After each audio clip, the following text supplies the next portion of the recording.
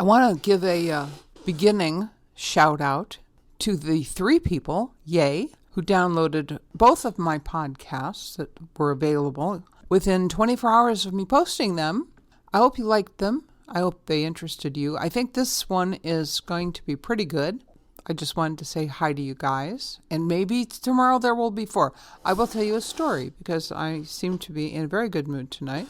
The story is that when I indie published my first novel on Amazon, I, by the end of the month, had 3 sales, and 2 of them were mine, and 1 of them was my daughter, and that was okay. I had to learn to do promo. I had to learn to do a lot of things, and I did everything out of order. And aren't you glad that I went through that and messed that all up so that I can do a whole podcast about how to do it right? Anyway, let's get to the point of this particular podcast.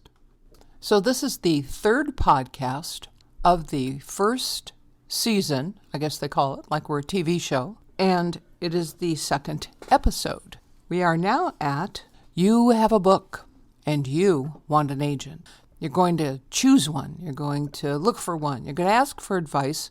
Hopefully you'll take mine, and you will get a copy of one of the guides to writers that have all of these listings for agents and publishers and advice in the back and glossaries of terms about publishing and articles and just it's a wealth of information here. And you want to go through and find an agent who wants to take your book. You want to sell yourself to, sell your book to, see what they want, see what they don't want, and we covered all that already. So what are you supposed to do now exactly? You are supposed to start rejecting the agents. There are hundreds of them, and you want to go through one by one and actually read these pages, and you will find out immediately that there are many of these agents who are simply not appropriate for you. Agencies and agents are asked certain questions that will give you a real good idea immediately if this is someone that you need to bother with. One of the questions is areas most interested in agenting. Yes, they say agenting. I started to say representing, and that is not what it says. Areas most interested in agenting. And the immediate answer is strong nonfiction. Did you write strong nonfiction? It's his first answer. It's 2 words. He knew exactly what he wanted, and if you have a fantasy novel or a murder mystery, he doesn't want you. So he's a big no, and we move on. Areas most interested in agenting. Ooh, this is interesting. Mainstream fiction, thrillers, suspense, mystery, historical fiction, literary fiction. Hell, I ought to send in something to this guy. Business, nonfiction, multicultural interests, pop culture, music, film, television, technology. I mean, this guy goes on and on. I'm not sure there's anything that he doesn't want to represent. Oh, wait a minute. There's the question. Areas not interested in agenting. Short stories, poetry, romance. Ooh, fantasy. Uh-oh. Now, did you write a romance? Did you write a fantasy? Boy, this guy has a lot of things that he wants to represent, but he doesn't want to represent you. So we say no, we move on. There's no point in doing anything but being completely objective about this while you are doing it. Areas most interested in agenting: quality fiction, commercial and literary, narrative, nonfiction, history, psychology, health, business, spiritual, self-help, children's literature. Areas not interested in agenting: westerns, romances, fantasy, poetry, science fiction, and screenplays. You can probably hear my pages turning. So here is one I put a great big yes on for myself. Areas most interested in agenting: literary and commercial fiction, serious nonfiction. Areas not interested in agenting: poetry. That's not much of a answer, is it? I mean, it's very brief. Literary and commercial fiction. They like fiction. One of the things that you can see on these pages is client representation by category. And that's going to be just a couple questions down. And it tells you how many of what percentage of the books that they represent are fiction and how many are nonfiction. Okay. Ooh. Now here's someone I want to try. I even wrote down the title of the book I'm working on. Areas most interested in agenting. I like commercial fiction, horror, hardcore murder mysteries, medical thrillers. I will review and consider any quality fiction. In the area of nonfiction, I accept only medical and health-related subjects, but no quackery or books about enemas to cure brain cancer. Areas not interested in agenting. No porno, no hate books, no feminist manifestos, no historical novels, no fundamental religious stuff. When you find someone you want to say yes to, what else should you look at? Well, the not agenting is good, but you also, somewhere in here, we may have to pause for a moment, says, best way to initiate contact. Fiction, query letter, 3-page synopsis, first 50 pages. Nonfiction, well-constructed proposal. A lot of these agents there are some things that are just standard. 15% as their cut is about standard. And people that are seriously interested in fiction want to see your first 50 pages. Knowing how to grab people and drag them into your world is just a writing skill that you can learn. He may not like the way the story unfolds once he sees all of it, but I would absolutely send this particular book to him. I have him as a yes, and I have a book here, but that's not really what I was doing. I wasn't really looking for people to say yes to. I am looking for everybody I am saying no to. Why are you rejecting these people? Because you want to get them out of the way. You're going to find 50 of these that you can send a query letter to.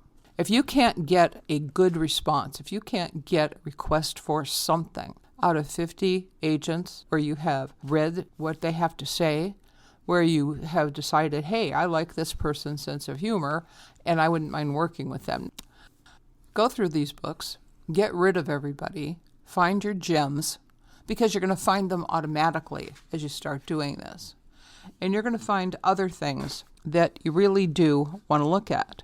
You want to look at client representation by category. This particular, I have another one here that I have a yes on, is nonfiction, 30%, fiction, 60%, children's, 10%. So you have your list, and then you want to know, now, what do I do? Well, what you do is you make, for each and every one, you make an info page. You create something in Google Docs or whatever works for you, or a notebook. I'm a big fan of dedicating a notebook, a real paper one that you write on with, a pen. I have always been an indie. I love being an indie, but I do a lot of business as far as promos go with a lot of book bloggers, people like that. So if I'm promoting a book, and in this case, let's say I have decided, I think I'm going to go ahead with the agent route and see what happens. I'm going to write down for each agency the information I need, which is what they want in a query letter. And for that, you don't just write down the 50 pages. You go into the part we talked about in the last podcast, the part that says, what's your dream client? Who's the client from hell? What turns you off? What are the big mistakes that people make?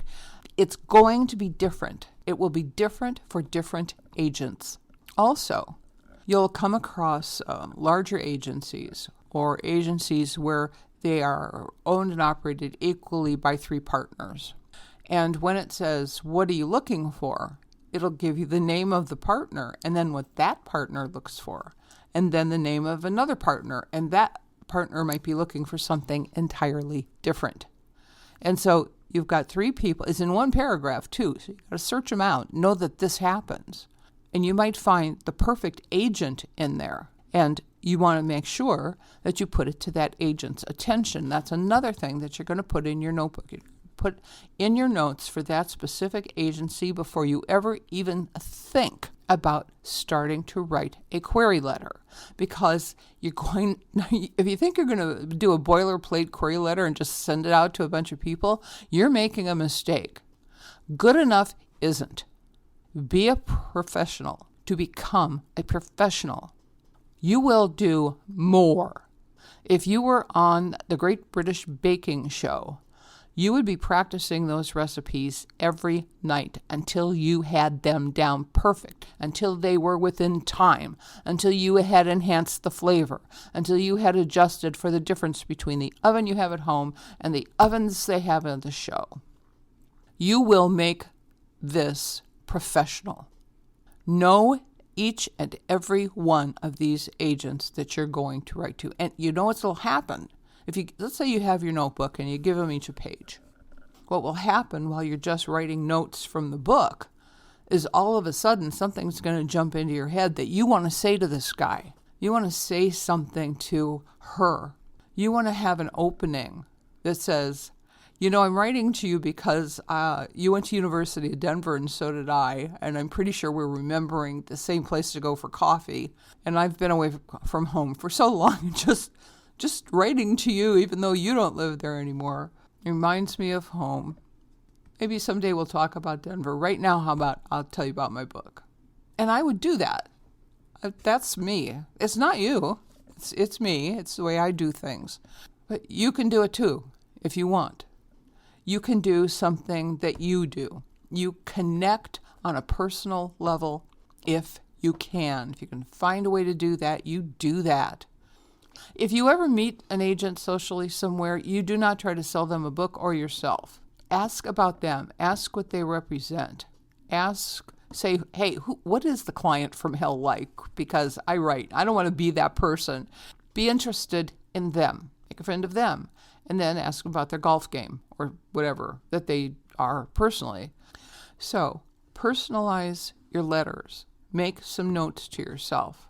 Get to understand who these people are by reading the whole entry. Now, I have 2 warnings. If you run across an agent who seems to think that they are in the power seat and you had better toe some line or be really grateful if they talk to you, or we're so tired of dealing with, nobodies, you have to have 27 credentials. I don't want to talk to him. He's a no for me. I don't care what he's publishing. I demand and deserve respect. I wrote a fucking book. You sold one. And that's good. That's hard work. That's a special skill. Congratulations. I wrote a book, so I deserve your respect. I'm somebody you want to know. I have written something you want to read. Now, you don't want to say that. You never say to an agent, hey, you want to read this book, although I say it in my ads and my promos all the time. You want to read this. But there's a lot of erotica in my books, and I know that people, they want to read that. So it's sort of a joke. These people who are very short, and I'm only going to answer 3 questions, and I don't want to be in your book anyway because I'm so important I don't need you, or who want to go on and on about the trials and tribulations of being an agent, are not people that I think are very interesting. You have the people that talk too much also. You have the people who sound like they're trying to sell themselves to you. Keep in mind, almost anyone can list themselves in the writer's guides as an agent by just saying, hi, I'm an agent, send me a form. Some of them just pay, and they get a page, and they can fill out their form. And there's one guy in here, he wrote for like 4 pages in here. Most of these people have 1 full page. Beware of people, agents who sound like they're just the greatest guy. They just really want to be your friend. And I tell you, I got into this business because blah, blah, blah, and they tell you their life story. I don't give a damn about you and your life story, dude. I don't even know you. And I'm not telling you my life story either. I have a book. Do you want to read it? Here. And then I'm not sending it to him anyway because I'm pretty sure he's probably a newbie. We're all newbie enough, aren't we? We don't need to have a newbie agent. I want an experienced agent. I want someone who wants me to demand perfection of myself. And you know what? You want that too. You really do. But you also have to do this. You have to pretend that you're really mentally healthy. And if you're a writer, you're probably not. Egomaniacs with low self-esteem, they're not kidding. We are we're nuts. What the hell are we doing? Putting our blood on our paper and then letting people look at and judge our souls, because that's how you write what's really good. You have to have skill. You have to have practice. You have to have editing. You have to have all these things. But an agent can tell when you have passion. An agent can tell from the writing when you are there in your head, taking dictation from a character or writing down a scene you're involved in, feeling whatever is going on. They can tell when you don't overwrite it because you trust your readers, when you don't over-explain because you trust yourself. They know. So far, this episode is saying, this is what you do when you start to choose an agent, and this is what you do when you write a query letter. I'm not going to tell you how to write a damn query letter. There's 1,000 places online that will give you all kinds of advice. Read them all and then ignore them all, because what you really need will stick in your brain and what you don't want won't. Be patient. There's a process. If in this book, and there is, anything about production, in the front, there are all these publishers. Read what the publishers are saying. Know your business. Do that while you're waiting for your queries to come back, as well as start, finish, or edit your next book. Do these things, and then let me know how it's going for you, because I would really love to hear about it. I keep saying there's an email around here somewhere to my blog, and I'm going to have to look on the Buzzsprout page because I think there's a place to put it, or maybe in the description there's a link thing. Do these things, make a plan, succeed, and I'll talk to you soon.